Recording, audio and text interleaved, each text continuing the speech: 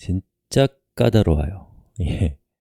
저는 일주일 뒤면 항상 까먹어서 다시 보려면 헷갈리더라고요. 제가 데이터베이스 어드미니스트레이터는 아니니까요. 가끔씩 DB를 보니까. 자, 그래서 여러분들 마음을 좀 넉넉하게 가지고 이 수업을 보시면 좋겠습니다. 오늘 하루는 내가 요거 이해하는 거에 쓰겠다. 이렇게 하면 어떨까 싶어요. 조급하게 생각하지 마시고요. 자, 카디널리티라는 것부터 따져볼게요. 그럼 사전 한번 찾아보세요. 그러면 기수라고 나와 있어요. 그냥 1, 2, 3, 4, 5, 6, 7, 8, 9 이런 숫자가 기수, 영어로는 카디널리티예요. 자, 제가 표를 하나 두 개를 준비해 봤습니다. 이 두 개의 표는 서로 나중에 조인 같은 걸로 연결될 거예요. 자, 그때에 왼쪽에 있는 표에는 행이 3개가 있고 오른쪽에 있는 표도 행이 3개가 있습니다. 자, 이때에 우리가 카디널리티를 따져보려면 단임에게 반은 몇 개인가, 반에게 단임은 몇 개인가를 양쪽 다 따져봐야 돼요. 무슨 말인지 보시면 압니다. 자, 단임은 반을 몇 개 가질 수 있을까요? 이렇게 각 선생님은 하나의 반만을 단임한다. 그리고 그것의 사례로 김이라고 하는 선생님만 놓고 보면 1반을 맡았다. 그럼 저 김이라는 선생님은 다른 반을 맡을 수 있다, 없다? 없다. 자, 그래서 단임에게 반은 1개다. 됐죠? 자, 그 다음에 이번에는 반대로 따져보는 거예요. 반에게 단임은 몇 개냐? 자, 각 반의 단임은 1명입니다. 그 얘기는 뭐예요? 예를 들어서 이 1반이 선생님이 김이다. 그러면 다른 선생님은 단임이 될 수 있어요? 없다. 자, 그럼 이것은 반에게 단임은 몇 개다? 하나다. 그래서 이것을 1대 1 관계라고 하고 이걸 표로는 이렇게 표현합니다. 표가 아니죠. EID에서는 이렇게 표현해요. 자, 다른 케이스를 한번 봅시다. 저자에게 댓글은 몇 개냐를 따져봐야 돼요. 저자는 여러 개의 글을 작성할 수 있죠. 예를 들어서 김이라고 하는 사람은 저렇게 3개의 댓글을 작성했을 수 있는 거예요. 그래서 저자에게 댓글은 여러 개 있다라는 뜻에서 n이라고 표기했습니다. 자, 그 다음에 이번에는 댓글에게 저자는 몇 개냐를 따져봐야 돼요. 그래서 이거는 어떻게 되는 거예요? 각 댓글은 하나의 저자만 존재하죠. 예를 들어서 댓글 1이 김이라는 저자를 가지고 있다. 그러면 다른 누구도 저 댓글의 저자가 되면 안 됩니다. 자, 이런 관계는 댓글에게 저자는 몇 개다? 1개다. 그래서 이걸 뭐라고 하냐? 1대 다라고 얘기합니다. 다는 만의 다자예요. 또는 1대 n이라고도 얘기해요. 그리고 이것을 EI 다이어그램 상에서는 이렇게 표기합니다. 그래서 n에 해당되는 부분에 이렇게 까마귀발처럼 생긴 산발이를 다뤄요. 그리고 이거는 이제 표기법이 다양해요. 그래서 어떤 거는 여기다가 1을 적고 어떤 건 여기다 n을 적기도 하는 딱 보시면 아실 거예요. 예. 됐죠? 자, 또 다른 케이스를 살펴보겠습니다. 저자와 글의 관계입니다. 자, 우리가 만들려고 하는 시스템은 하나의 글을 여러 명이 편집할 수 있다 라고 생각해 보시고 이걸 보십시오. 자, 그러면 저자에게 글은 몇 개냐부터 따져봐야죠. 저자는 여러 개의 글을 작성할 수 있다. 예를 들면 김이라는 사람은 저렇게 3개의 글을 작성할 수 있죠. 그래서 저자에게 글은 몇 개다? 여러 개다라는 뜻에서 역시나 m이라고 제가 표현했습니다. 자, 그리고 이번에는 글에게 저자는 몇 개냐를 따져봐야죠. 각 글은 여러 저자가 존재하죠. 예, 그래서 예를 들어서 글 1이 생겼다면 이 글은 여러 명의 저자가 참여했을 수 있는 거예요. 그러면 글에게 저자는 몇 개다? 여러 개다. 그래서 n이라고 표현했습니다. 이 관계를 뭐라고 하냐면 n 대 m이라고도 하고 다 대 다라고도 합니다. 그리고 그것을 다이어그램으로 표현하면 이렇게 산발이가 양쪽을 향하고 있습니다. 자, 그래서 지금까지 우리가 살펴봤던 관계성 3가지예요. 1대 1, 1대 다, 다 대 다. 이렇게 3가지의 관계성들을 살펴봤는데요. 이 중에서 끝에 있는 다대다 관계는 이거는 실제로 우리가 그 현실의 데이터베이스 테이블의 세계에서는 표현할 수가 없기 때문에 이거는 이제 이 상태 그대로 두지 않고 우리가 중간에 연결 테이블이라고 하는 특별한 테이블을 만들어서 최종적으로는 1대 다 관계로 컨버팅을 시키거든요. 그건 지금 이해할 수는 없고 살짝 언급하고 넘어가겠습니다. 어렵죠? 이거 혼자서 하려면 정말 까다로워요. 진짜로 너무너무 까다로워요. 그래서 원래 그래요. 원래 헷갈리다고 생각하면 뭔가 이렇게 자괴감이 덜 들잖아요. 그렇죠? 예, 자괴감 없이 그러려니 하면서 이거 원래 어려운 거야 이렇게 생각해 주시면 좋겠습니다. 여기까지 하겠습니다. 자, 이번 시간은 옵셔널리티라는 것을 살펴보겠습니다. 옵션이라고 하는 건 뭐 있을 수도 있고 없을 수도 있다 이런 거잖아요. 예, 그게 무슨 의미를 갖는지 한번 살펴보시죠. 자, 제가 표를 2개를 준비했어요. 자, 저자와 댓글 사이에는 어떤 관계가 있는가를 생각해 봅시다. 자, 여러분, 어떤 시스템에 저자가 등록을 했다면 그 사람이 반드시 댓글을 가지고 있어야 되나요? 그럴 수 없죠. 등록하자마자 댓글을 달아야 등록하는 것이 아닌 이상은 일단은 등록하고 나중에 댓글을 쓰건 안 쓰건 그건 자기 마음이잖아요. 그래서 저자는 댓글을 작성하지 않을 수도 있다. 그렇기 때문에 김이라고 하는 사람은 댓글을 썼지만 나머지 사람들은 댓글을 작성하지 않았다라는 것을 보여주는 그림이에요. 자, 이것은 이렇게 해석할 수 있습니다. 저자에게 댓글은 옵션이다. 됐죠? 그리고 이것을 다이어그램에서는 동그라미로 표시해요. 아마 옵션의 O가 아닐까 싶은 생각이 드는데 그렇게 기억하면 편하겠죠? 자, 그리고 그때 이제 방향이 이쪽에 있다라는 것을 염두에 두시는데 이거 엄청 헷갈리는 거예요. 이쪽인지 이쪽인지. 자, 그 다음에 이번에는 댓글에게 저자란 무엇인가를 생각해 봐야죠. 댓글이 일단 존재한다면 걔는 반드시 저자를 가지고 있어야 돼요. 각 댓글은 반드시 저자가 있다. 그렇기 때문에 이렇게 연결이 반드시 되어 있어야 된다라는 겁니다. 물론 여기 있는 이 그림은 약간 모순이 있는데 그림에 너무 집중하지 마시고요. 자, 그러면 이제 댓글에게 저자는 뭐다? 필수다. 맨다토리. 예. 그러면 이제 이 맨다토리라고 하는 것은 어떻게 기호로 표시하냐? 짝대기 하나를 찍 그시면 됩니다. 자, 이것이 옵셔널 또 맨다토리라고 하는 것을 표현하는 기호예요. 방향이 엄청 헷갈릴 거예요.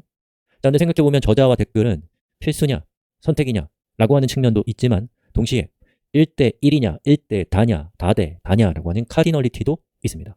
그러면 이 두 가지 특성을 모두 반영한다면 어떻게 될까요? 자, 이거 한번 보시죠. 자, 저자와 댓글은 1대 n의 관계이기도 해요. 그러면 EI 다이어그램 상에서는 이렇게 오버랩을 시키면 됩니다. 그럼 여러분은 여기 있는 EI 다이어그램이 이렇게 생겼다라고 하면 딱 봤을 때 아, 여기에 있는 요게 저자고 댓글이에요. 아, 여기 저자는 댓글에 대해서 저자는 여러 개의 댓글을 가질 수 있구나. 또 댓글을 달지 않을 수도 있구나. 그리고 댓글은 반드시 저자가 필요하구나. 그리고 저자가 한 명이구나. 라는 것을 해석하실 수 있어야겠죠. 자, 그럼 우리 다음 시간에 이것을 실제로 우리가 지금까지 가져온 예제에 반영해 보도록 합시다. 자, 하나씩 우리 따져봅시다. 여러분, 우리 수업하기 전에 한번 직접 해보시는 것도 좋아요. 그리고 이게 진짜 헷갈리는 거구나 라는 걸 확인하는 거 아주 좋습니다. 자, 여기 보시면 저자는 글을 여러 개 가질 수 있죠? 저자는 글을 쓰지 않을 수도 있죠? 그럼 이쪽이 뭐로 어떻게 표시돼야 되겠어요? 이쪽이 1, 여기는 n 그리고 옵션이니까 O 이렇게 돼야죠. 이제 선택해서 여기 오면서 n인 거 요거를 클릭하면 이런 모양이 됩니다. 됐나요? 이제 반대로 글은 저자를 여러 개 가질 수 있죠. 그럼 여기는 이제 n인 거예요. 그리고 글은 저자를 반드시 가져야 되죠. 그러면 맨다토리인 거예요. 자, 그러면 어떻게 돼요? 맨다토리는 짝대기 그리고 다는 요거죠. 그럼 이런 관계라고 할 수가 있습니다. 자, 그 다음에 글과 댓글의 관계를 따져볼까요? 글은 댓글을 여러 개 가질 수 있죠. 예, 그럼 여기는 이제 man이고요. 여러 개. 그 다음에 글은 댓글을 가지고 있지 않을 수도 있죠. 예, 그러면 이제 옵션이에요. 옵션이면서 man이인 것을 찾아야죠. 자, 옵션이면서 man이인 건 요거네요. 이렇게 됐고요. 이번에는 댓글에게 글은 하나죠. 그리고 댓글에게 글은 반드시 있어야 되죠. 그럼 이게 뭐예요? 하나면서 필수인 거 이렇게 되는데 이게 좀 방향이 바뀔 때가 있어요. 이렇게 했습니다. 자, 그 다음에 댓글과 저자를 한번 살펴볼까요? 댓글에게 저자는 한 명이죠. 그럼 여기는 1이에요. 댓글에게 저자는 반드시 있어야 되죠. 그러면 이거 맨다토리입니다. 그러면 이걸 선택해서 여기서 1이면서 맨다토리 이렇게 됐고, 그 다음 여기 자, 저자에게 댓글은 여러 개 있을 수 있죠. 다입니다. many. 저자에게 댓글은 없을 수 있죠. 옵션이에요. 자, 그럼 또 이거 어떻게 돼야 돼요? 이렇게 하는 겁니다. 자, 여러분 축하드립니다. 이렇게 해서 우리 개념적 모델링에 대한 얘기는 모두 다 끝났습니다. 물론 이제 이 개념적 모델링, 또 논리적 모델링, 그리고 물리적 모델링에서 어떤 일을 해야 된다, 또 어떤 기호를 써야 된다, 이것은 의견이 다들 분분해요. 그래서 어떤 정해진 아주 엄격한 룰이 있는 건 아니거든요. 그렇기 때문에 여러분이 속해 있는 것, 여러분이 하는 일의 성격에 따라서 어떤 절차를 뒤로 빼기도 하고 앞으로 빼기도 하고 하면서 자유롭게 또 유연하게 또 합의를 통해서 진행해 나가시면 되겠습니다. 아이고, 고생 많으셨습니다. 자, 이번 시간은 일종의 부록입니다. 보셔도 되고 안 보셔도 돼요. 자, 해보시면 아시겠지만 1대 1이니 1대 단위, 다대 단위 이거 되게 헷갈리거든요. 그리고 이제 맨다터리 옵션은 이것까지 가면 훨씬 더 헷갈려요. 저도 그래요. 저도 일주일 뒤면 이거 까먹을 것 같아가지고 제가 한 몇 시간 써가지고 간단한 프로그램을 만들어 봤습니다. EID 야학으로 들어오시면 됩니다. 자, 이렇게 생긴 간단한 웹 서비스예요. 자, 여기에다가 여러분이 엔티티를 2개를 적어주고 그것의 관계를 적어주면 됩니다. 예를 들면 글과 댓글은 소속 관계죠. 이렇게 적어주면 자동으로 다른 부분들이 바뀌어요. 그래서 첫 번째는 글과 댓글의 관계를 적어주고요. 그 다음에 댓글과 글의 관계를 적어주면 요 위에 ER 다이어그램을 표시해줍니다. 생긴 거 그렇게 안 생겼지만 잘 보시면 ER 다이어그램이에요. 반대로 이제 ER 다이어그램을 보고서 그게 어떤 의미인지를 파악하고 싶으면 요 위에를 적어주면 아래쪽에 반영이 돼요. 그래서 한번 해볼까요? 자, 글은 댓글에 대해서 여러 개의 댓글을 가질 수 있잖아요. 그죠? 그래서 글은 다수의 댓글에 반드시 소속돼요? 아니면 어쩌다 소속돼요? 때때로 소속돼요? 때때로 소속되죠. 소속이 안 될 때도 있으니까. 이렇게 하고요. 댓글은 글을 소속할 때 어떻게 돼요? 댓글은 다수의 글에, 아니죠, 하나의 글에 반드시 소속되잖아요. 이걸 이제 이렇게 쭉 적어주면 그거에 맞게 다이어그램을 추천해 주는 거예요. 글과 댓글은 소속 관계고, 여기 짝대기는 1대, 여기 요거는 꺽쇠는 원래 3바리로 해야 되는데 3바리가 그 키보드 그 기호상이 없더라고요. 그래갖고 얘로 했어요. 자, 이렇게 되는 거죠. 1대 다라는 뜻이고, 그리고 댓글에게 글은 필수고 글에게 댓글은 옵션이다 라고 이렇게 표를, 그 다이어그램을 만들어주는 간단한 프로그램입니다. 그래서 헷갈리시면 요거 어디다 북마크해 놓으셨다가 필요할 때마다 이걸로 해석을 하셔도 좋지 않을까. 저는 이거 쓰려고 제가 만들어 봤습니다. 자, 이렇게 해서 우리 브록까지 얘기를 마치겠습니다. 끝. 지금부터 논리적 데이터 모델링을 시작하겠습니다. 데이터 모델링을 여러 사람이 분업을 한다면 아마도 최고의 실력자는 개념적 데이터 모델링에 배치해야 될 겁니다. 개념적 데이터 모델링은 순서상으로는 우리가 지금부터 살펴볼 논리적 데이터 모델링 앞에 있지만 그것은 제일 쉽기 때문이 아니라 제일 어렵고 제일 중요하기 때문입니다. 개념적 모델링이 잘 되어 있다면 논리적 모델링은 꽤나 기계적인 일입니다. 물론 기계적인 일이라고 소홀히 하면 안 되겠죠. 예, 개념적 모델링이 업무에서 개념을 뽑아내는 일이라면 논리적 데이터 모델링은 그렇게 뽑아낸 개념을 관계형 데이터베이스 패러다임에 어울리게 데이터 형식을 잘 정리정돈하는 것입니다. 이 과정에서는 구체적인 데이터베이스 제품의 특성이나 또 성능과 같은 것은 크게 신경 쓰지 않습니다. 대신 관계형 데이터베이스 패러다임에 어울리는 이 가장 이상적인 모습으로 개념을 잘 정리정돈하는 것이 포인트입니다. 자, 시작해 봅시다. 자, 제일 먼저 얘기해 볼 것은 매핑 룰이라는 것인데요. 이 매핑 룰이라는 것은 ER 다이어그램을 통해서 우리가 표현한 내용을 관계형 데이터베이스에 맞는 형식으로 전환할 때 우리가 사용해 볼 수 있는 어떤 그 방법론이에요. 그래서 이 방법론에 따라서 하게 되면은 여러분이 덜 고민하고도 더 많은 것을 빠짐없이 처리할 수 있기 때문에 매핑 룰이라는 것이 광범위하게 사용되고 있습니다. 매핑 룰을 꼼꼼하게 따져보는 것보다는 저는 이제 이런 흐름으로 우리가 가면 된다고 말씀드리면 될 것 같아요. 엔티티는 테이블로 바꾸시면 되고요. 어트리뷰트는 컬럼으로 바꾸시면 됩니다. 그리고 릴레이션은 PK와 포링키로 전환하시면 돼요. 자, 그럼 지금부터 한번 시작해 보겠습니다. 저는 지금부터 ER 다이어그램에서 우리가 그린 그림을 관계형 데이터 모델로 전환하는 작업을 시작하겠습니다. 저는 ER 마스터라고 하는 도구를 사용할 거예요. 이 도구는 오픈소스고 무료고 아주 성능이랄까 기능이랄까 이게 좋기 때문에 저는 이걸 쓸 건데, 여러분은 이거 쓰지 마시고 그냥 종이를 꺼내서 종이도 하시거나 아니면 엑셀이나 뭐 구글 스프레드시트 같은 거에서 빨리 진행을 하십시오. 여기 있는 이 툴을 설치하는 게 좀 까다롭기 때문에 나중에 하시면 되겠습니다. 자, ER 마스터는 이클립스라는 도구에 설치되는 그런 소프트웨어예요. 플러그인이라서 이클립스를 저는 사용을 해야 할 거예요. 여러분은 종이다 하십시오. 하면서 이제 나도 저거 갖고 싶다 이런 마음이 커지면 나중에 즐겁게 공부하실 수 있을 거예요. 자, 저는 오픈 튜토리얼스라는 사이트에 대한 그 데이터베이스 모델링을 하고 있기 때문에 오픈 튜토리얼스라고 적었고요. 그리고 얘 같은 경우는 데이터베이스 제품을 선택하게 되어 있어요. 저는 MySQL을 선택하면 나중에 물리적 데이터 모델링을 할 때 SQL을 우리한테 줄 때 MySQL에 맞는 SQL을 주는 거예요. 정말 좋죠? 피니쉬. 자, 그럼 이렇게 캔버스가 생겨납니다. 그럼 이 캔버스에다가 이제 그림을 그려나가면 돼요. 저는 여기 있는 이 오른쪽에 제가 배치시켜 놓은 이 그림을 참고하면서 진행을 해보도록 하겠습니다. 자, 우리가 매핑 룰에 따르면 제일 먼저 해야 될 것은 엔티티를 테이블로 바꾸는 거예요. 저자, 글, 댓글 이렇게 있는데 이걸 이제 해볼 겁니다. 제가 쓰고 있는 도구에서는 여기 있는 테이블이라고 되어 있는 거, 저거를 딱 클릭하고 엔터를 치면 이렇게 테이블이 생겨요. 저는 3번 엔터를 쳐서 클릭을 해서 이렇게 테이블 3개의 빈 테이블을 만들었습니다. 자, 그 다음에 이제 누구부터 할 것인가, 제일 먼저 하기에 좋은 애는 보통은 그 혼자서도 잘 지내는 테이블, 포링키가 없는 테이블들이 먼저 만들기에 딱 좋은 친구들이에요. 그래서 저는 저자부터 해보겠습니다. 자, 이렇게 딱 클릭하면 이렇게 생긴 화면이 뜨는데 여기에다가 저자는 저는 오쏘라고 할래요. 오쏘. 그리고 로지컬 네임에는 저자라고 이렇게 써주면 일종의 도움말 기능이라고 보시면 되겠습니다. 실제로 나중에 SQL로 만들어지는 용어는 오쏘라는 영어가 될 거예요. 자, 그 다음에 이제 이 오쏘라고 하는 저 테이블에 컬럼을 추가하는데요. 이 컬럼을 추가할 때는 밑에 있는 add를 클릭하면 이렇게 나옵니다. 여러분은 종이에다 잘 하고 계시죠? 자, 그때에 저는 제일 먼저 오소의 id 값을 지정을 할 거예요. 그리고 이 id는 프라이머리 키 값이고 행이 추가될 때 자동으로 일씩 증가해야 되기 때문에 오토 인크리먼트를 지정했습니다. 그리고 로지컬 네임에는 이게 저자 id죠. 저자 id라고 하고요. 타입은 int, 즉 정수를 이렇게 지정했습니다. 이렇게 어떤 그 속성에다가 여러 가지 제약 조건, 뭐 예를 들면 여기 들어오는 데이터는 정수여야 된다, 문자 길이는 얼만큼까지 허용한다, 뭐 유니크 해야 된다, 이런 여러 가지 제약 조건을 뭐라고 하냐면 그 컬럼에 대한 도메인을 설정한다라고 해요. 도메인은 이제 영역이잖아요.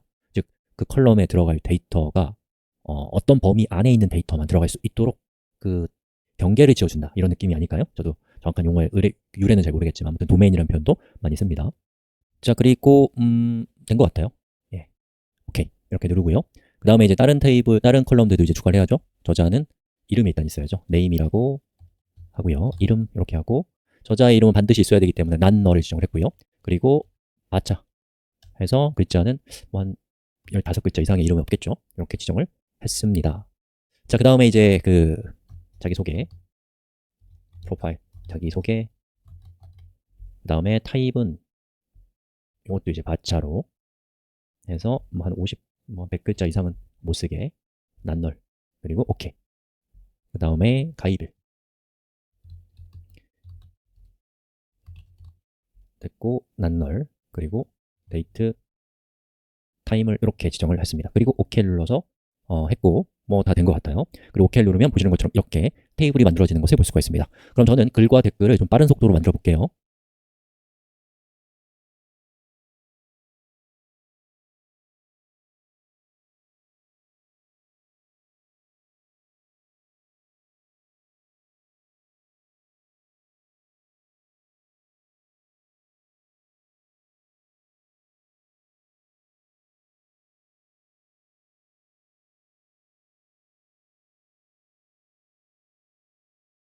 자, 여기까지입니다. 이렇게 해서 우리 엔트리와 속성까지를 테이블과 컬럼으로 매핑하는 작업을 끝냈습니다.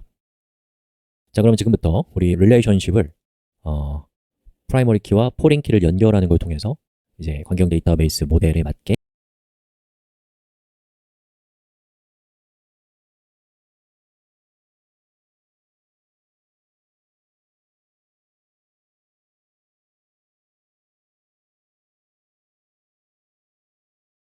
컨버팅을 해봅시다. 자, 이걸 할 때 가장 중요한 부분은 카디널리티, 즉 몇 대 몇이냐라고 하는 것을 따져보는 거예요. 우리 이전에 했기 때문에 이제 그것과 관련된 몇 가지 원칙만 좀 보면 됩니다. 자, 순서대로 하는데 우선 제일 간단하고 단순한 관계가 1대 1 관계예요. 그 다음에 1대 n, 그 다음에 n 대 m, 이런 순서로 처리를 하시면 되는데, 그런데 이제 안타깝게도 우리의 예제에는 1대 1 관계가 없어서 제가 좀 머리를 좀 짜봤습니다. 여기다가 뭘 넣으면 1대 1이 될까를 좀 공리를 해보니까 휴면 기능을 넣으면 될 것 같아요. 휴면이라고 하는 건 이제 자기의 어떤 그 활동을 멈춰놓은 멤버를 이제 휴면 계정이라고 하잖아요. 그래서 저는 여기 있는 저자가 휴면 상태가 된 저자들의 목록을 관리하는 테이블을 하나 추가하기 위해서 ER 다이어그램을 먼저 수정을 좀 해볼게요.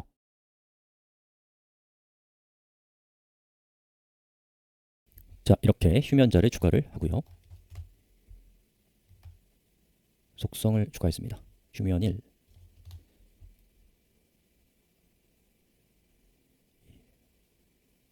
그리고 휴면자는 저자랑 이렇게 연결을 하면 될 것이고요.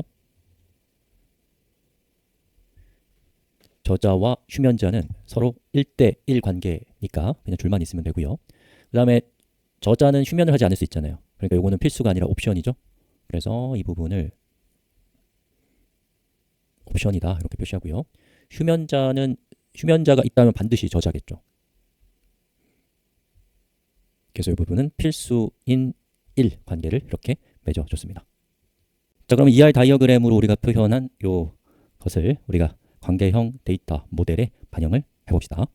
자, 우선 휴면자라고 하는 표를 한번 만들어 볼게요. 자, 표를 만들어 보겠습니다. 단어가 좀 어렵더라고요. 도어먼트 처음 들어본 단어예요. 휴면.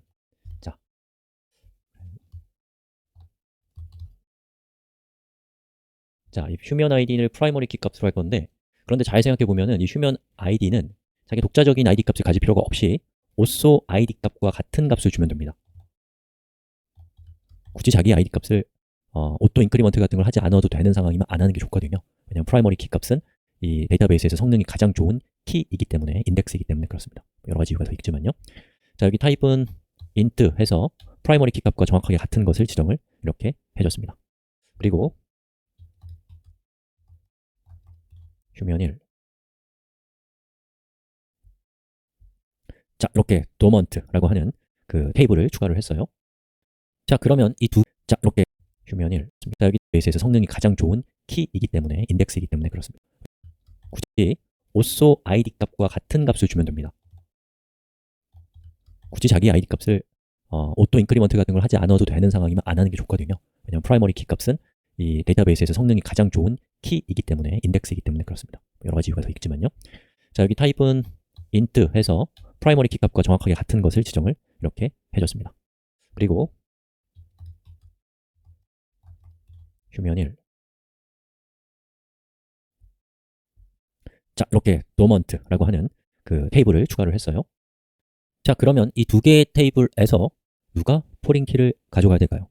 이게 1대 n 관계에서는 하나가 헷갈려요. 왜냐하면 1쪽에 pk, n쪽에 포린 키를 주면 된다는 게 너무 쉽게 생각이 되거든요.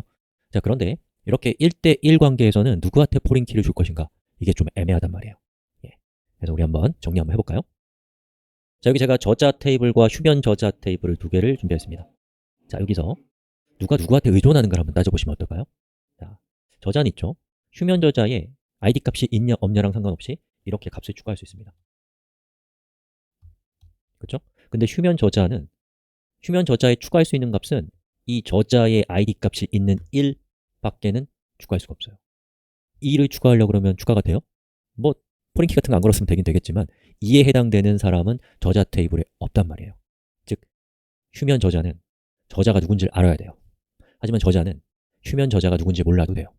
다른 말로는 휴면 저자는 저자에게 의존하고 있습니다.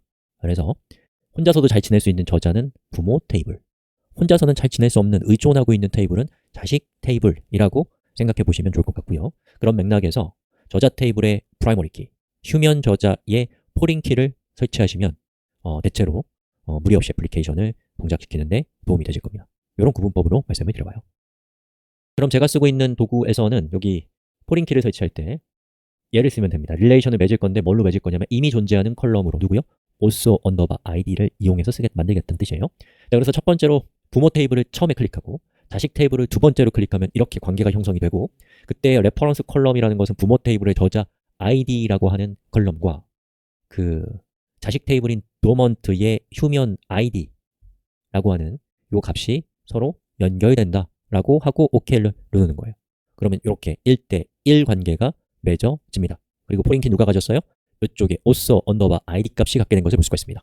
자, 그럼 이제 마무리를 해야죠. 이 also와 도먼트 사이에 몇 대 몇 관계인지를 지정을 해야죠. 자, 첫 번째 also에게 도먼트는 없을 수도 있죠. 그러면 얘는 옵셔널이니까 여기 child가 도먼트거든요. 멀티플리시티 아무튼 여기에 이건 이제 옵셔널이니까 0 아니면 1을 지정하고요. 도먼트 행에게 also 행은 반드시 있어야 된다. 그러니까 1이라고 이렇게 지정을 하면 이렇게 기호가 만들어지는 것을 볼 수가 있습니다. 자, 이렇게 해서 1대1 관계를 맺는 방법을 같이 살펴봤습니다. 자, 이번 시간에는 1대 n 관계를 처리를 해보겠습니다. 여기 우리의 그 표에서 그 ER 다이어그램에서 1대 n 관계는 댓글과 댓글, 저자와 댓글 1대 n인데 제가 한번 실수를 했네요. 참 쉽지가 않아요. 여기 제가 산발이가 뭐 하다가 후져버리는 것 같은데 자, 산발이를 제가 추가해야죠. 여기 맞겠죠? 저자는 댓글을 가질 수도 있고 갖지 않을 수도 있고 그리고 저자 한 명은 여러 개의 댓글을 가질 수 있다. 그래서 여기 있는 이 댓글은 저자와도 관계를 갖고 있고 글과도 관계를 갖고 있습니다. 이것을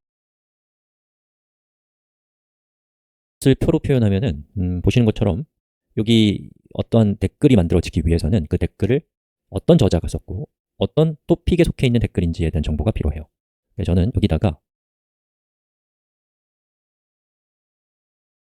행을 컬럼을 두 개를 추가해서요. 여기다가는 토픽의 ID, also의 id를 이렇게 적었습니다. 그리고 첫 번째 글은 토픽에 대한 그 MySQL에 대한 글이니까 여기 있는 ID 값 1번을 넣고 also id는 1번 사용자가 적었으니까 1번을 넣고요. 자, 오라클에 대한 부분은 2번이고 요거는 2번 사용자가 했다고 할까요? 뭐 이런 식으로 처리를 했어요. 자, 그러면 요것을 이제 우리가 그 EI 다이어그램에는 이미 표시가 되어 있고 그 관계형 데이터 모델에다가 이제 반영을 해봅시다. 자, 우선 이 커멘트에다가 우리가 그 컬럼을 2개를 추가해야 되는데, 제가 쓰는 도구는 컬럼 2개를 쉽게 추가할 수 있게 해줘요. 자, 1대 n 관계는 이것을 프라이머리 키를 가지고 있는 토픽을 먼저 클릭하고 커멘트를 클릭합니다. 그러면 자동으로 컬럼이 하나 추가됐죠. 그리고 오소를 클릭하고 커멘트를 클릭하면 이렇게 자동으로 추가가 돼요. 자, 그리고 이제 더블 클릭해서 여기 있는 이것은 그 id니까 토픽 언더바 id로 지정을 했고, 이것은 오소 id로 이렇게 지정을 했습니다. 그렇게 해서 우리는 2개의 포린 키를 갖게 된 상태죠. 자, 그 다음에 이 토픽과 커멘트는, 토픽에게 커멘트는 옵션이죠. 커멘트에게 토픽은 필수고, 여기만 동그라미로 바꾸면 되겠네요. 그러면 0부터 n까지로 지정을 하면 이렇게 됩니다. 자, 0부터 n까지라는 것은 0이나 1이나 또는 더 큰 숫자가 올 수 있다, 즉 0이 될 수 있다는 뜻이기 때문에 옵셔널이라는 뜻이 되는 거예요. 자, 그 다음에 저자는 반드시 있어야 되고 코멘트는 없을 수도 있잖아요. 즉 저자는 댓글을 안 쓸 수도 있잖아요. 자, 그런 경우에는 여기도 0부터 n까지로 이렇게 지정을 하면 될 것 같아요. 자, 이렇게 했는데요. 그 1대 n 관계는 제가 생각하기엔 제일 쉬워요. 1대 1 관계는 누가 프라이머리 키를 할 것인가가 좀 헷갈리거든요. 애매하고. 그리고 n 대 n은 아주 어려워요. 어떻게 어려운지는 다음 시간에 살펴보겠습니다. 자, 이번 시간에는 아주 중요한 또 어려운, 그래서 하루 정도는 여러분이 이걸 위해서 비워놔도 될 만한 n 대 m 관계를 처리하는 방법을 소개해 드리겠습니다. 이거 할 줄 알면 데이터베이스 중급자 아닐까 라고 저는 생각합니다. 자, 여기 한번 보시죠. 자, 우리의 ER 다이어그램 상에서 n 대 m 관계는 저자와 글입니다. 우리 애플리케이션은 한 명의 저자가 여러 개의 글을 쓸 수 있고, 하나의 글을 여러 명의 저자가 작성할 수 있어요. 즉 n 대 m 관계거든요. 이거 어떻게 처리하는지를 같이 한번 살펴봐요. 제가 오소 테이블과 토픽 테이블만 이렇게 딱 띄워가지고 가져왔습니다. 그리고 이 위에 적어놓은 것처럼 김이라는 사람은 MySQL과 SQL 서버 오라클이라고 하는 제목의 글을 썼고, 리는 MySQL과 SQL 서버라는 제목의 글을 썼습니다. 자, 이걸 보면은 제가 초록색으로 표시한 부분이 MySQL은 김이라는 사람도 작성했고 리라는 사람도 작성했고요. SQL 서버도 마찬가지. 또 김이라는 사람은 여러 개의 글을 작성했죠. 즉 n 대 m 관계입니다. 자, 그럼 이걸 이제 어떻게 처리할까? 이거 참 고민이 되는 부분이에요. 자, 제가 여기 있는 거를 밑으로 이제 카피해가지고 하나씩 적용을 해볼게요. 자, 첫 번째. 토픽의 오소 정보를 적어볼까요?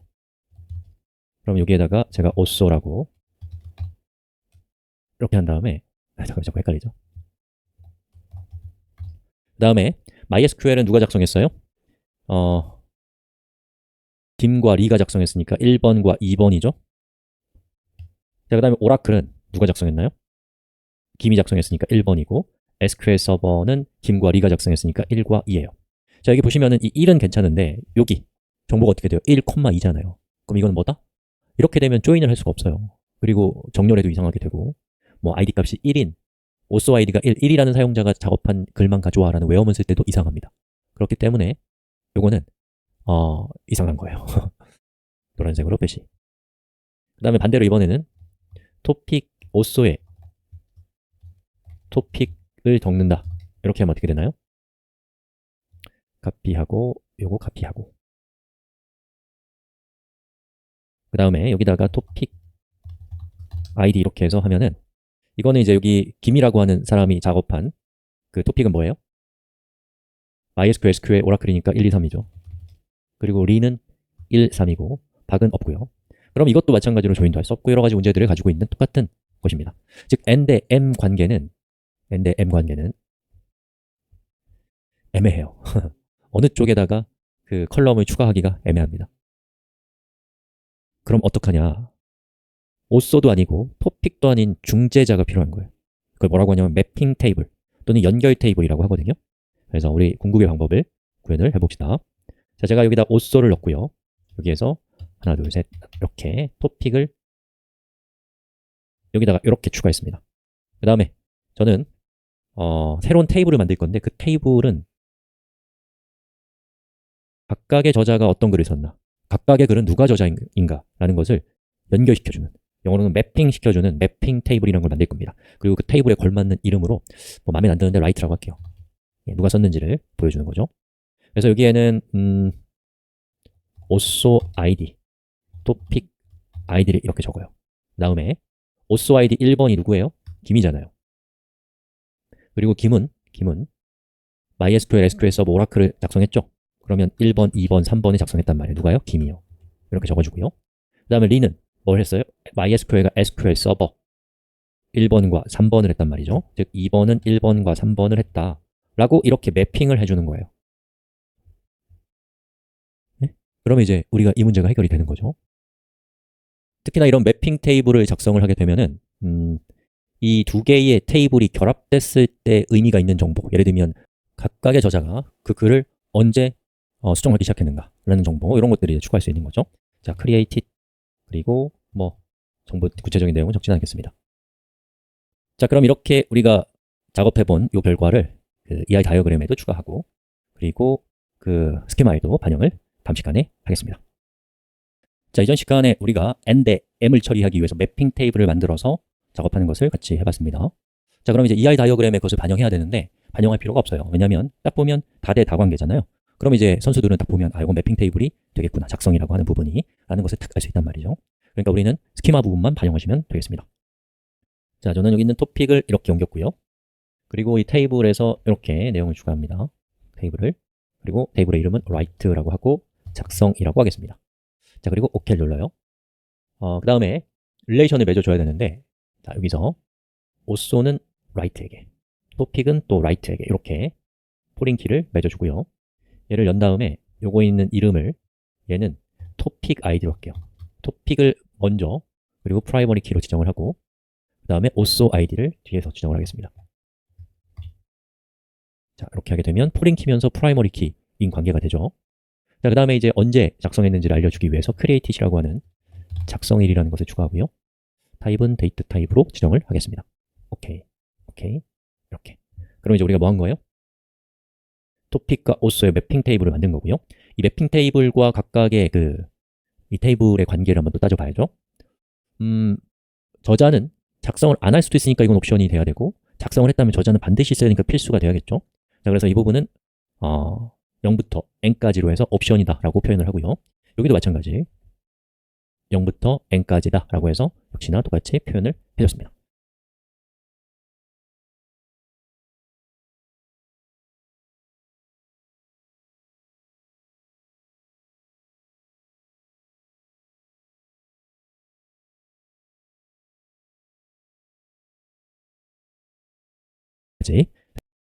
살펴봤어요. 이거 상당히 어렵고 까다로운 문제거든요.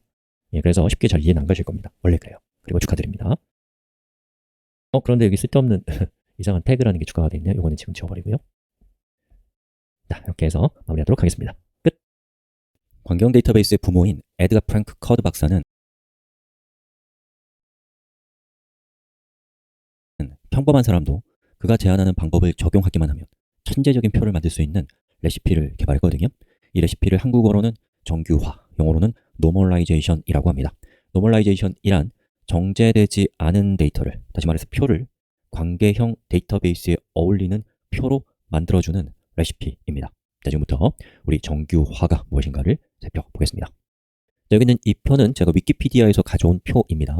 자, 이 표에 보시면 UNF라고 되어 있는 거 보이시죠? 그리고 1NF, 2NF 이렇게 나오는데 이 중에 UNF는 on, 그리고 normalized form이라고 해서 정규화가 적용되어 있지 않은 형태의 표를 의미하는 겁니다.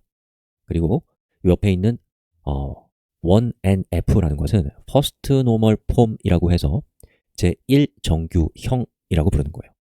그래서 이 두 가지 사이의 차이점은 여기 보시면 atomic columns라고 되어 있죠. 즉 정규화되어 있지 않은 표에서 정규화된, 첫 번째로 정규화된 표의 차이점은 각각의 컬럼이 아토믹해야 된다라고 하는 얘기예요. 즉 컬럼들이 하나하나가 아토믹하다면 그것은 제1정규형을 만족시킨다라는 그런 뜻입니다. 자, 아토믹 컬럼스가 무엇인지는 당연히 지금 몰라도 괜찮습니다. 자, 그 다음에 no partial dependencies라고 하는 어떠한 특성을 만족한다면 이제 제2정규형을 만족시킨다 라고 부르는 것이고요. 여기 있는 요 각각의 항목들을 만족시킬 때마다 우리가 갖고 있는 그 표들은 여기 있는 이 정규형들을 만족시키는 표가 돼서 가장 마지막에서는 이제 그 6NF라고 적혀 있는 저 단계까지 가면 최종적인, 가장 이상적인 표가 된다라는 그런 것을 보여주는 표입니다. 자, 그중에서 이제 산업적으로 많이 사용되는 것은 여기 있는 제3정규형까지가 산업적으로 주로 많이 사용되고, 그 뒤쪽의 것들은 학술적으로 많이 사용되는 것이기 때문에 우리 수업에서는 제3정규형을 만드는 방법까지를 살펴볼 것입니다. 자, 그럼 우리 수업을 어떻게 진행할 건지를 좀 소개를 해드릴게요. 자, 제가 구글 스프레드시트에다가 이렇게 표를 준비했는데요. 여기 보시면 이 주소를 치고 들어오시면 여기로 오실 수 있을 거예요. 참조하실 분은 이것을 참조하시면 되겠고요. 저는 이 첫 번째 탭에 unnormalized form이라고 해서 전혀 정규화가 되어 있지 않은 상태의 표를 일단 갖다 놨습니다. 자, 여기 있는 표를 보면은 토픽, 즉 글에 대한 설명을 보여주는 표인데요. 이 표는 타이틀과 이 타입이라는 이 두 개의 컬럼을 묶어서 중복키로 또 프라이머리 키로 지정을 해놨습니다. 여기는 이 각각의 행들은 이 두 개의 컬럼을 통해서 식별이 된다라는 그런 뜻입니다. 자, 그리고 제가 색깔을 표시한 부분은 뭔가 미심쩍은 친구들이에요. 그래서 여기 있는 요 그 사이언색인가요? 저걸로 표시된 것들은 하나의 컬럼에 여러 개의 값들이 있는 뭔가 좋지 않은 뭐랄까 냄새가 나는 친구들이고요. 그리고 여기 있는 이 친구들은 중복되고 있죠. 그리고 이것도 중복되고 있습니다. 이것도 역시나 느낌이 좋지 않단 말이죠. 바로 이러한 것을 관계형 데이터베이스에 잘 어울리지 않는 표들이다 라는 뜻에서 unnormalized form이라고 하거든요. 이것을 첫 번째 정규형으로 바꾸고, 그것이 끝난 다음에 두 번째 정규형으로 바꾸고, 그리고 그것이 끝난 다음에 세 번째 정규형으로 바꿔나가면서 더욱 관계형 데이터베이스에 잘 걸맞는 표로 만들어 나갈 거예요.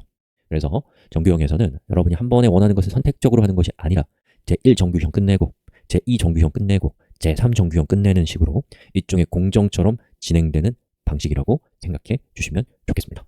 자, 그러면 우리 수업에 대한 간단한 오리엔테이션은 여기까지 하고요. 우리 다음 시간부터 제1정규형을 만족시키기 위한 제1정규화를 하러 갑시다. 자, 이번 시간에는 제1정규형을 만드는 제1정규화를 살펴보도록 하겠습니다. 자, 제1정규화의 원칙은 아토믹 컬럼스입니다. 즉, 각 행에 또 각 칼럼의 값들이 하나하나가 아토믹해야 된다, 원자적이어야 한다라고 하는 이 어려운 말의 의미가 무엇인가를 살펴보겠습니다. 자, 저는 여기에서 실습을 진행해 나갈 건데요. 여기 보시면 unnormalized form이라고 되어 있는 부분이 정규화되어 있지 않은 표이고요. first normal form이 제1정규형을 만족시키는 상태가 된 표입니다. 그래서 우리 영상이 끝나고 나면 여러분은 이런 표들을 갖게 될 거예요. 잠깐 영상 멈춰 놓으시고 여기 있는 내용을 한번 살짝 보시는 것도 좋을 것 같습니다. 자, 그럼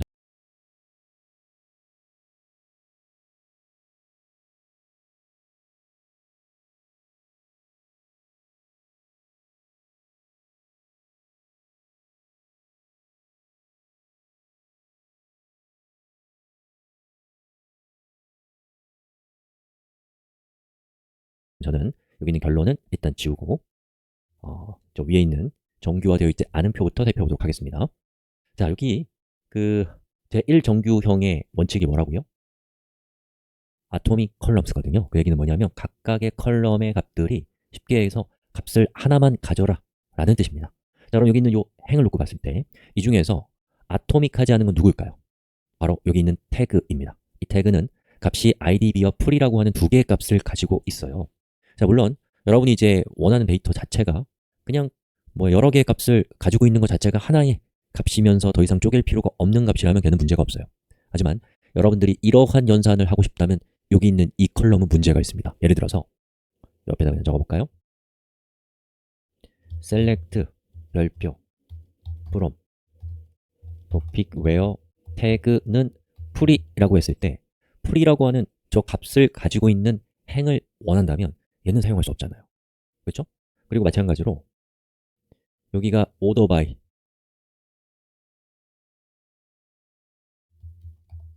태그라고 했을 때 만약에 우리가 이 첫 글자를 중심으로 정렬을 하는 거라면 별 문제가 없지만 여기 있는 풀이도 엄연한 값이라면 우리가 풀이를 기준으로 해서 정렬하고 싶을 수도 있는데 그렇게 할 수 없단 말이죠. 자, 그리고 우리가 조인과 같은 것들을 사용해서 다른 테이블과 조인할 때도 값이 저렇게 하나의 컬럼 안에 여러 개의 값이 들어가 있다면 조인을 하는 것이 어렵거나 불가능할 것입니다.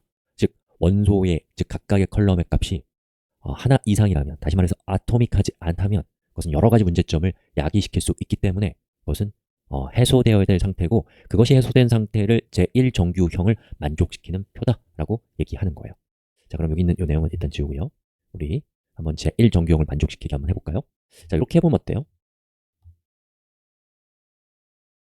또 행 두 개는 제가 지워버리고요.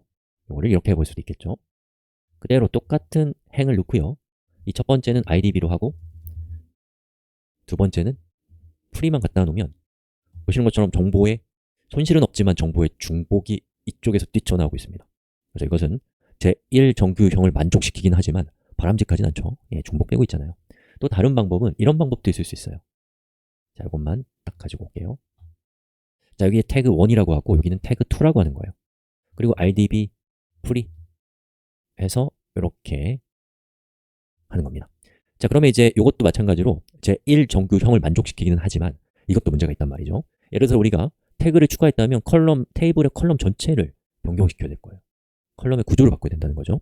그리고 값이 만약에 태그가 하나밖에 없다. 그러면 여기에는 뭐가 오겠어요? 널이 올 거란 말이죠. 낭비가 생긴단 말이죠.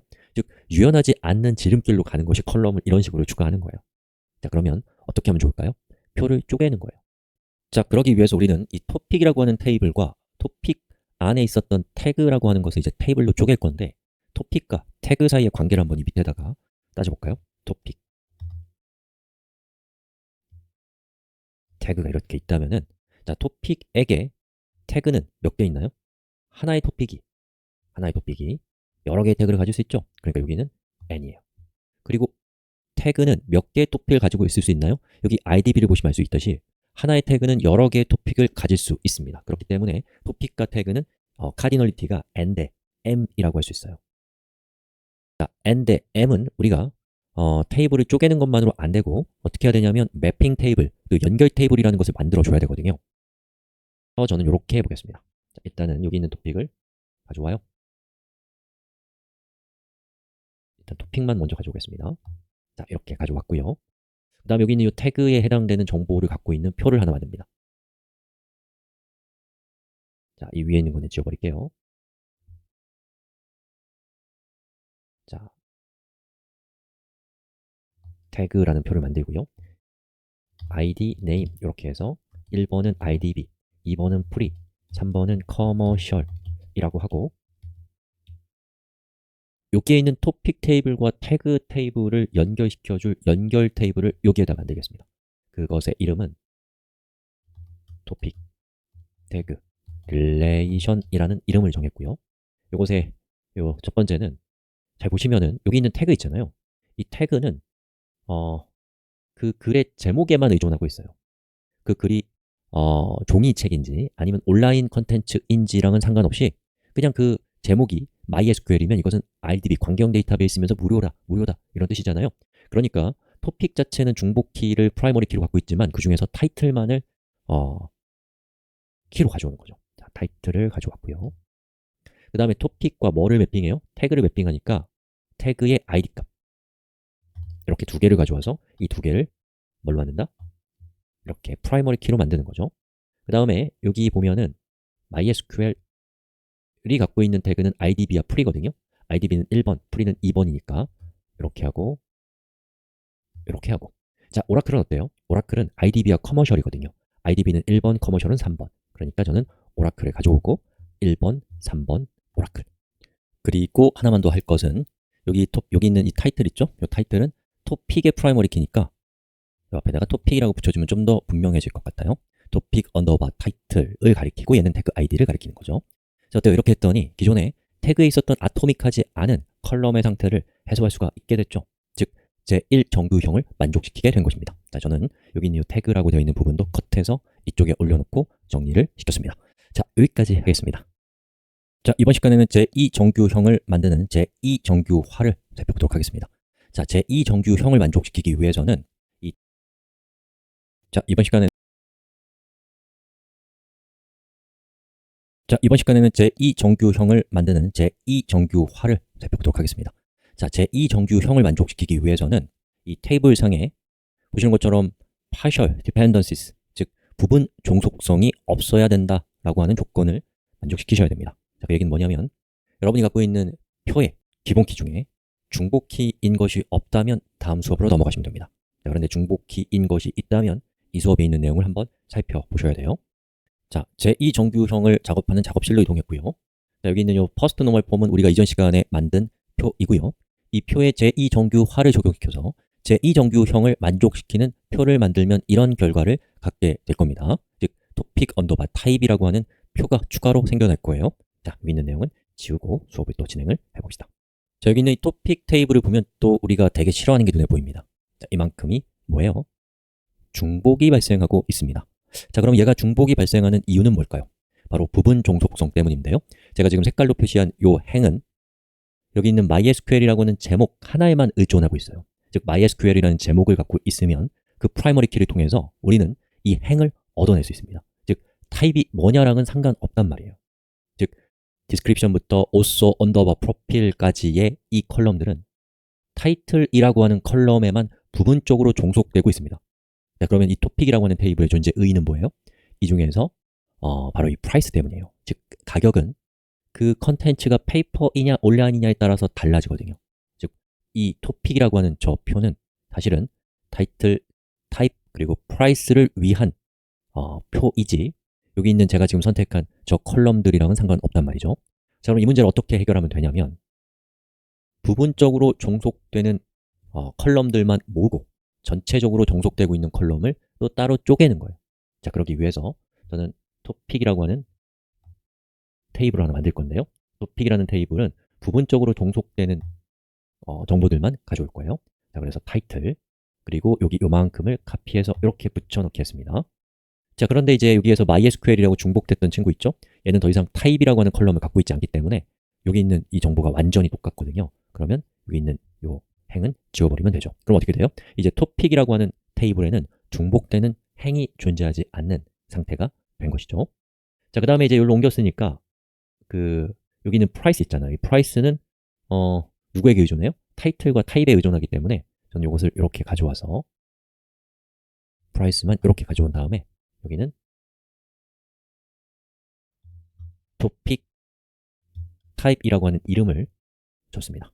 자, 그리고 그 뒤쪽에 있는 다른 테이블들도 카피해서 갖다 붙이겠습니다. 자, 어때요? 이렇게 했더니 정말로 중복이 사라졌죠? 자, 이렇게 해서 여러분 제2정규형을 만족시키는 표를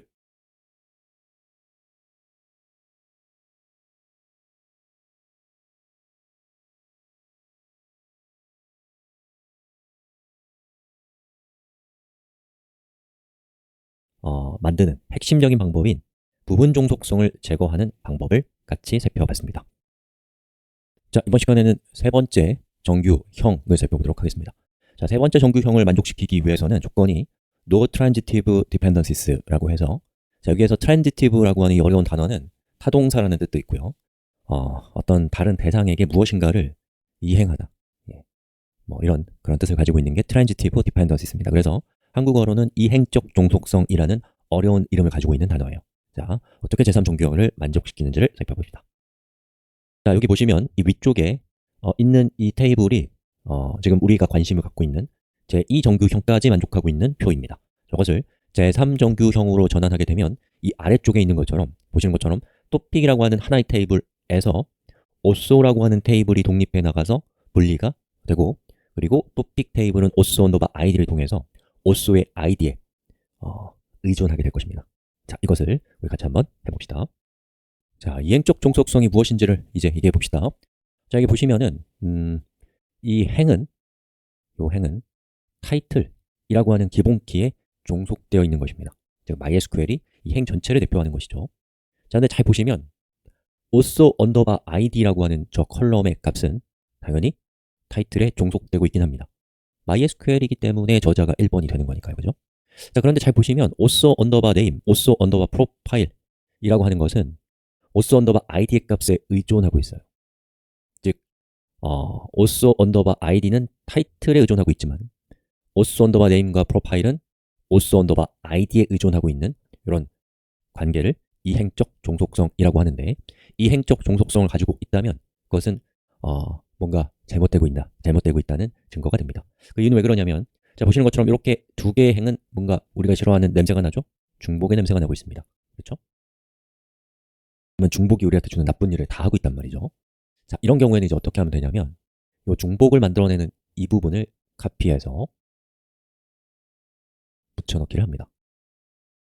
그리고 이름을 줘요. also로. 그 다음에 얘한테는 id 값을 줍니다. 자, 그러면 토픽의 테이블에 남은 거는 이만큼인데 이것만 있으면 되는 게 아니라 각각의 행이 어떤 오소 테이블의 아이디인지를 가리키는 이것도 필요하기 때문에 저걸 카피해서 이렇게 붙여넣기 해서 토픽 테이블을 만듭니다. 자, 이렇게 하고 나면은 오소 테이블에 있었던 우리가 싫어하는 저 중복이 이제 어떻게 돼요? 없앨 수 있죠? 둘 다 똑같으니까. 그럼 얘를 지웁니다. 자, 이렇게 주면 안 되고요. 자, 이렇게 삭제를 하게 되면 중복이 제거됐기 때문에 여기에 이 이상한 건 이제 없어지고요.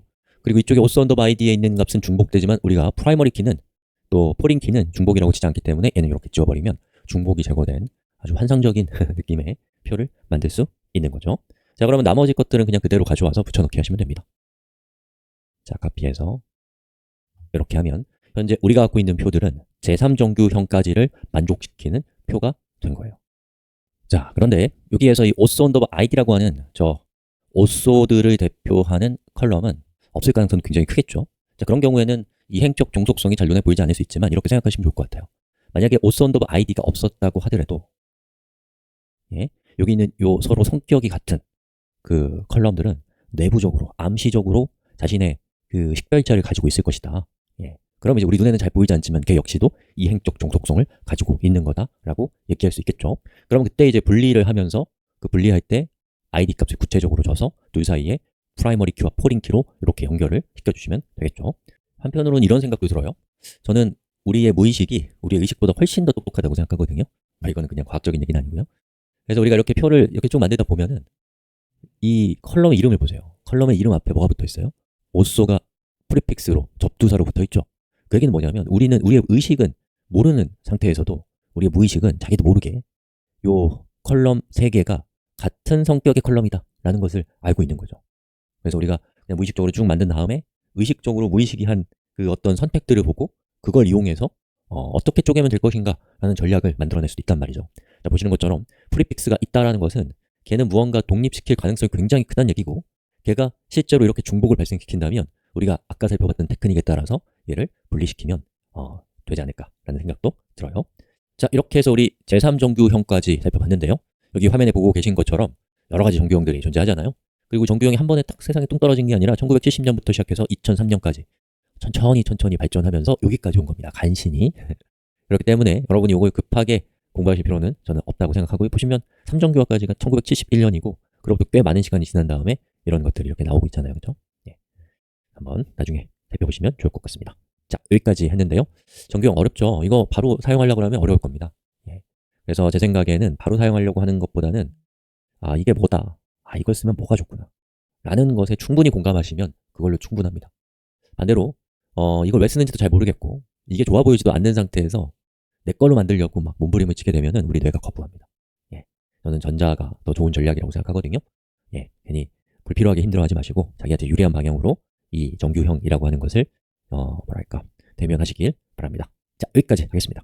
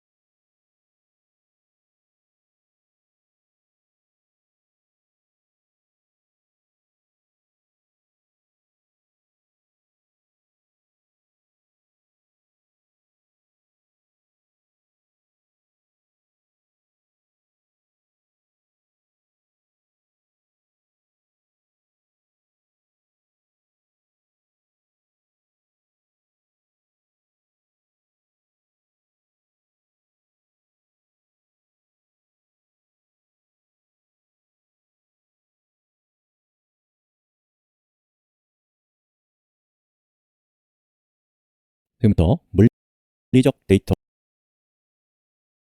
결정됩니다. 그럼에도 불구하고 자, 그러면 지금부터 우리 릴레이션십을 자, 이번 시간에는 제2라고 하는 조건을 자,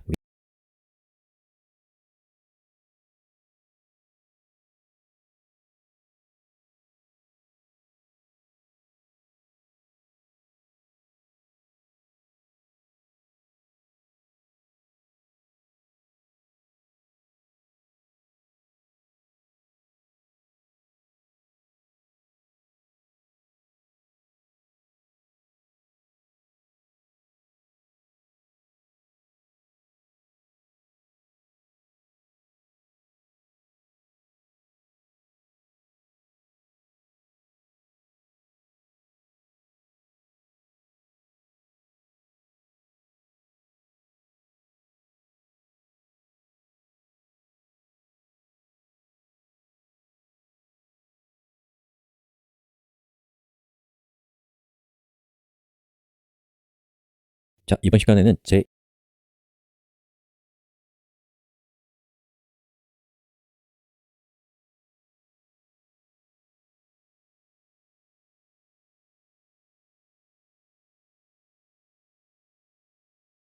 제1정규형을 만드는 제1정규화를 살펴보도록 하겠습니다. 자, 제1정규화의 원칙은 아토믹 컬럼스입니다. 즉, 각 행의 또 각 칼럼의 값들이 하나하나가 아토믹해야 된다, 원자적이어야 한다라고 하는 이 어려운 말의 의미가 무엇인가를 살펴보겠습니다. 자, 저는 여기에서 실습을 진행해 나갈 건데요. 여기 보시면 unnormalized form이라고 되어 있는 부분이 정규화